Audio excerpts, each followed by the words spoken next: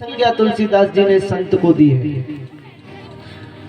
नवनीत मक्खन के समान संत का हृदय है। संत को कोई फर्क नहीं पड़ा, लेकिन श्रृंगी ऋषि उन संत के पुत्र, उन्हें जब पता चला कि मेरे पिता के गले में कोई राजा आया था और मरा हुआ सांप डाल के चला गया,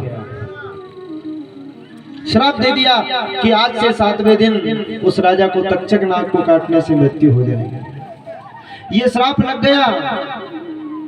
सुखदेव मुनि के पास पहुंचते हैं और सुखदेव मुनि श्रीमद् भागवत महापुराण की कथा सुना रहे हैं। तो हम भी अपने इस मन को वहीं गंगा के किनारे पर लेकर चलते हैं जहां राजा परीक्षित बैठा हुआ है। सुखदेव मुनि कथा सुना रहे हैं।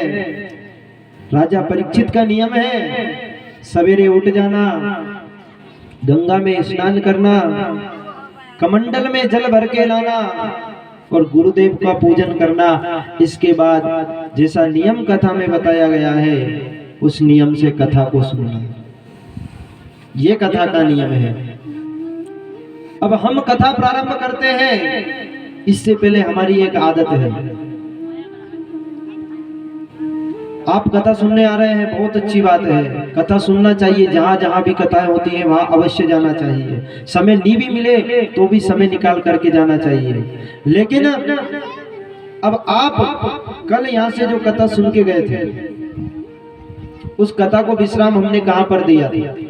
कल की कथा का विश्राम कहां पर हुआ था? आप किसी को जानकारी हो तो एक बार मुझे बता दीजिए, आगे की कथा अपन प्रारंभ कर देंगे। कल की कथा में विश्राम का हुआ था?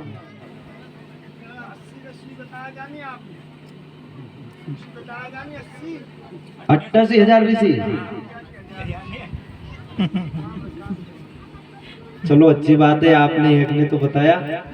कल की कथा में आपको भक्ति ज्ञान और वैराग्य की कथा सुनाई थी।